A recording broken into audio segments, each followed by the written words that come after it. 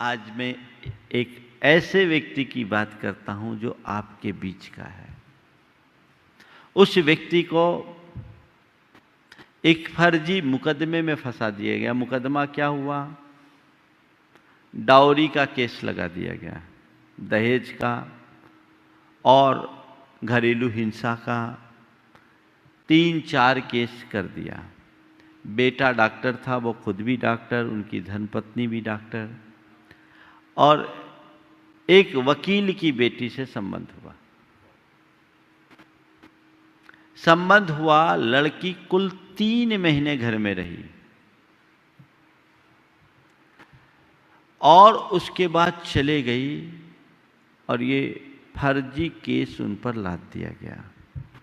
जबकि वो व्यक्ति बड़े सुहृदय, शांत परिणामी, उदार व्यक्ति के, जिसके विषय में कभी कल्पना भी नहीं किया जा सकता कि ये व्यक्ति किसी के लिए दहेज के लिए प्रताड़ित करेगा और घरेलू हिंसा का ये भागी बनेगा, कुछ नहीं। लेकिन आजकल तो ऐसा होता है। उन्हें फंसा दिया गया। कानूनी जटिलताएं कुछ ऐसी है। पति पत्नी दोनों को अरेस्ट कर लिया गया। बेटा विदेश में था सो बच गया। अरेस्ट हो गए, जेल गए। समाज का एक लब्ध प्रतिष्ठित व्यक्ति जेल गया। अब देखो जेल को भी खेल कैसे समझा जा सकता है।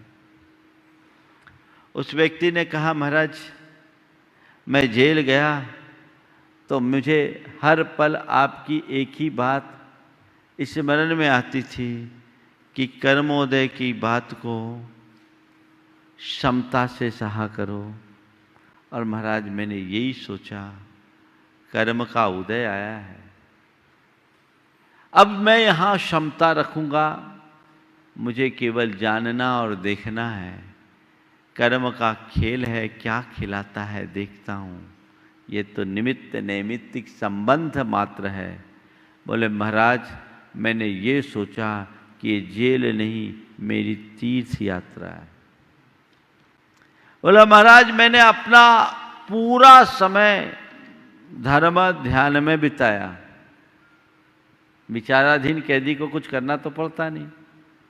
मैंने अपना समय धर्म ध्यान में बिताया, खूब स्वाध्याय किया जो मुझे याद था उसके आधार पर, और जो मुझे साधन सुलभ हुए उसके आधार पर, और जाप पाठ किया।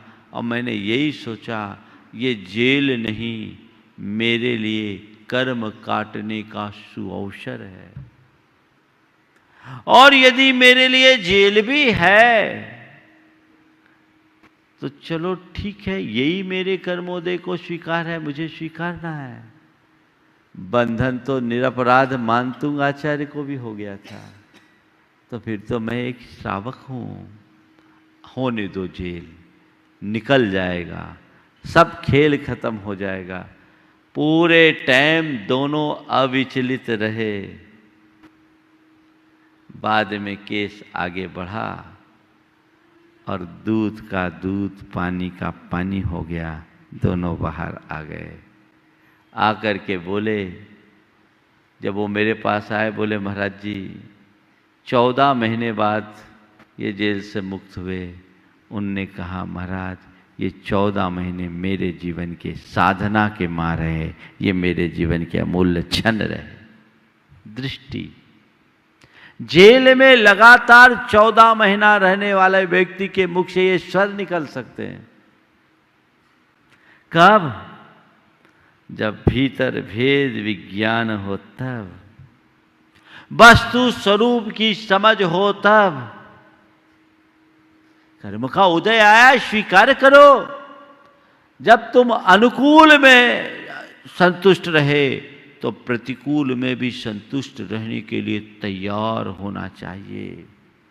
कब किसको कर्म कैसा खेल खिला दे कोई भरोसा नहीं, इसलिए कर्मों का कभी विश्वास मत करो।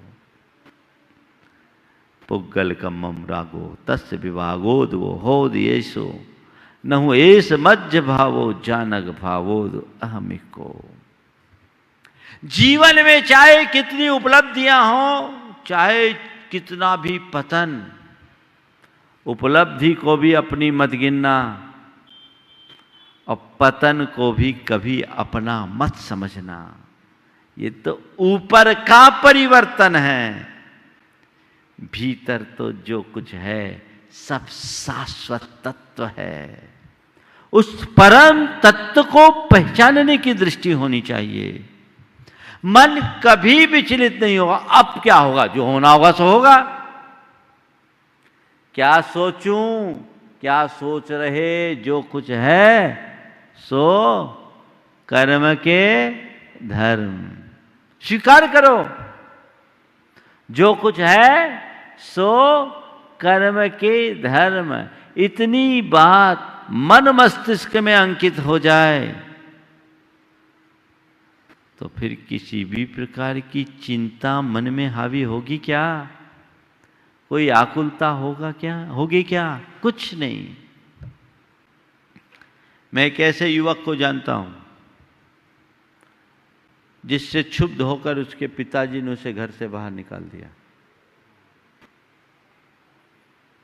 क्षुब्ध होकर के पिताजी ने घर से बाहर निकाल दिया और कह दिया निकल जा घर से। बेटे ने एक पल का विलंब नहीं किया।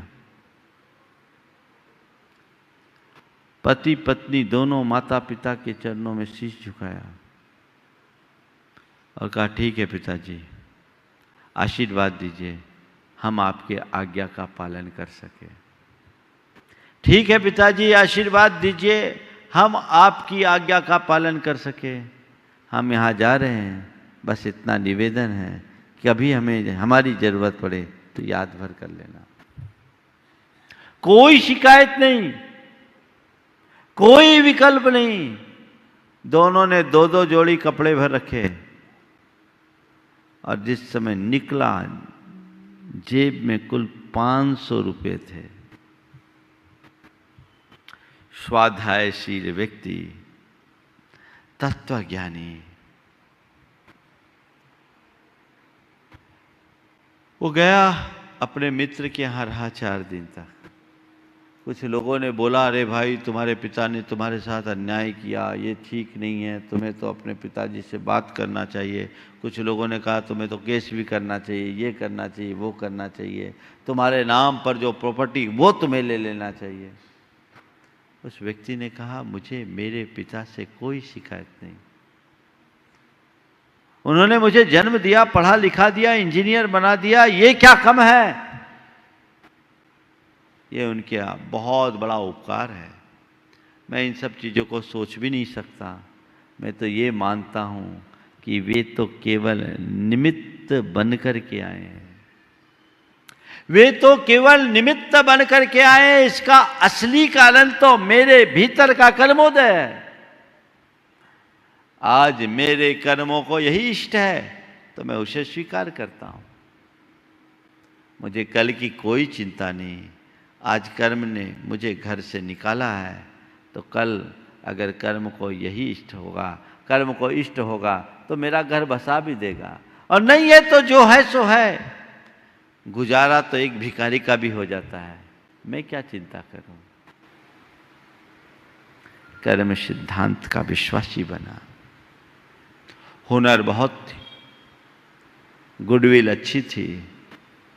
उसके कुछ मित्र आगे आए। ये घटना 2000 की है। एक रियल एस्टेट की कंपनी बनाई और जो 2004 और 7 के बीच का बूम आया था, शिखर पर पहुंच गया। एक पल का विकल्प नहीं। दूसरा होता तो क्या होता? रो रो के आधा हो जाता, डिप्रेशन का शिकार हो जाता, या अपने बाप से लड़ बैठता, कोर्ट में घसीट के ले जाता, और ज़्यादा होता तो वहीं हिसाब किताब पूरा कर लेता। ये पराक्रम, ये ताकत किसने दी? किसने दी ये ताकत? क्या सोच रहे, क्या सोचूं, जो कुछ है सो कर्म के धर्म। असल धर्म यही है, ये तुम्हारा पूजा पाठ धर्म नहीं है, ये तुम्हारा व्रत उपवास धर्म नहीं है, ये तुम्हारा दान पुण्य धर्म नहीं है, ये तुम्हारे त्याग तपस्या धर्म नहीं है। असली धर्म अपने परिणामों को संभालना है। समझ में आता है? थोड़ा सा ऊपर नीचे होता है तो मन कितना विचलित हो उठता है, उथल पुथल मच जाता है। आखिर ऐसा क्यों? इतनी उथल पुथल क्यों?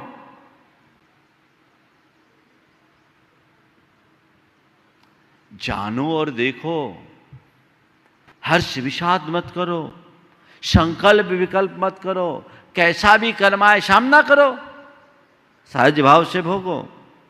आचार्य कुंद कुंद कहते हैं, दब्बो उभुजन दब्बे उभुजनते नीमा जाय यदि सुहम च दुखम च तमसु दुखमुदिन्नम वेददियद निज्जरम जादी। एक व्यक्ति है जो कर्म को भोगते हुए नया कर्म बांधता है, और एक व्यक्ति है जो कर्म के भोग में केवल उसे जानते हुए कर्म की जड़ उखाड़ता है।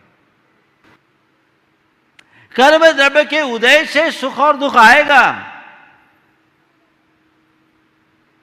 उस उदीरित सुख दुख को केवल जानो और निर्जरा कर दो।